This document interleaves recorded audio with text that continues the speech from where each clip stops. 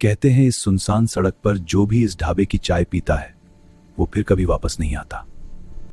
India के एक छोटे से गांव भैरवपुर के पास एक सुनसान रोड थी।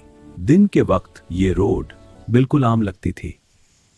रोड के दोनों तरफ हरी भरी फसल है। रोड के किनारे कुछ पुराने जरगड़ के पेड़ खड़े थे। उन पर रोन की लंबी परछाइयां रोड पर फैल रही थी। माहौल में हल्का सा धुंध और हवा धीरे धीरे चल रही थी। पूरा रास्ता एक अजीब सी खामोशी में डूबा हुआ था, जैसे कोई पुराना राज छुपा हो। दिन के वक्त गांव के लोग इसी रास्ते से आते जाते थे। यह रोड दिन भर गांव की आम जिंदगी से भरी रहती थी, लेकिन जैसे ही शाम होने लगती थी सब लोग जल्दी जल्दी गांव वापस लौट आते थे। शाम के वक्त धीरे धीरे ये रोड बिल्कुल खाली हो जाती थी। गांव वाले रात के बाद इस रोड पर आना बिल्कुल पसंद नहीं करते थे, क्योंकि गांव वालों के बीच इस रोड की एक अजीब और डरावनी कहानी मशहूर थी। गांव वाले कहते थे कि उस रोड पर रात के बाद एक अजीब चाय का ढाबा नजर आता है, लेकिन दिन के वक्त वहां कुछ भी नहीं होता, सिर्फ एक खाली जमीन होती है। ये बात गांव वालों के लिए आज तक एक बड़ा राज बनी हुई थी। आज तक कोई भी इस अजीब राज को समझ नहीं पाया था। इसी वजह से रात के बाद कोई भी उस सुनसान रोड पर जाना पसंद नहीं करता था। एक शाम गांव के चौराहा पर कुछ बुजुर्ग और जवान आग के पास बैठकर बातें कर रहे थे। शाम का वक्त था और माहौल में हल्की ठंडी हवा चल रही थी। अरे राम सिंह, तुमने सुना? कल रात एक ट्रक ड्राइवर उस रोड पर गया था, लेकिन सुबह तक लौट कर नहीं आया। क्या? ये तो बहुत चिंता की बात है। ये बात सुनकर सब लोग एक दूसरे की तरफ डर भरी नजरों से देखने लगे। राम सिंह ने उस आदमी की बात ध्यान से सुनी। अच्छा, फिर उसके बाद क्या हुआ? ये सवाल सुनकर वो आदमी थोड़ा सा घबरा गया। सुना है, उसने रात को किसी ढाबे पर चाय पी थी। ये बात सुनते ही वहां बैठे सब लोग एकदम चुप हो गए। उन सब की आंखों में एक अजीब सा डर साफ नजर आ रहा था। गांव के सबसे बुजुर्ग दादा शंभू भी वहां आग के पास बैठे हुए थे। उन्होंने सबकी बात बड़े ध्यान से सुनी।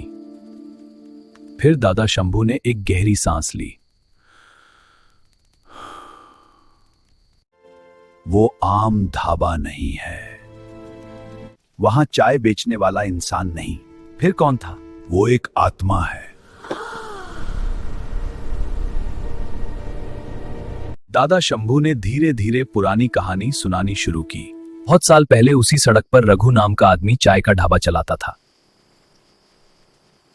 उसकी गरम चाय दूर दूर तक मशहूर थी। गर्मा गर्म चाय तैयार है। सबसे अच्छी चाय है यहाँ की। धन्यवाद भाई। रात में कई ट्रक ड्राइवर और मुसाफिर वहां रुककर चाय पीते थे। अरे चाय तो बहुत बढ़िया है। हाँ, सच एक और ले लो। रात के समय रघु का ढाबा रोशनी और आवाजों से भरा रहता था। और चाय तो बहुत अच्छी है। धन्यवाद दोस्तों। लेकिन एक रात कुछ ऐसा हुआ जिसने सब कुछ बदल दिया। उस रात भी रघु का ढाबा पहले की तरह खुला हुआ था। रघु मुसाफिरों को गर्म चाय पिला रहा था। धन्यवाद रघु भाई। हाँ, बहुत अच्छी चाय है। दूर अंधेरे से कुछ लोग ढाबे की ओर आने लगे। वो 3 खतरनाक लुटेरे थे। सारा पैसा निकाल दे, नहीं तो अच्छा नहीं होगा। मेरे पास देने के लिए कुछ नहीं है। झूठ मत बोल, हमें सब कुछ दे दो। रघु की बात सुनकर लुटेरे गुस्से से भर गए। जल्दी पैसा दे। हाँ, जल्दी। रघु बहुत डर गया था। मैं पैसा नहीं दूंगा। यह सुनकर लुटेरे गुस्से में आ गए और उन्होंने रघु पर हमला कर दिया। उन्होंने ढाबा भी तोड़ दिया और उसी रात रघु की जान चली गई। रघु की मौत के बाद वह ढाबा पूरी तरह उजड़ गया। दिन में वहां सिर्फ एक सुनसान जगह दिखाई देती थी।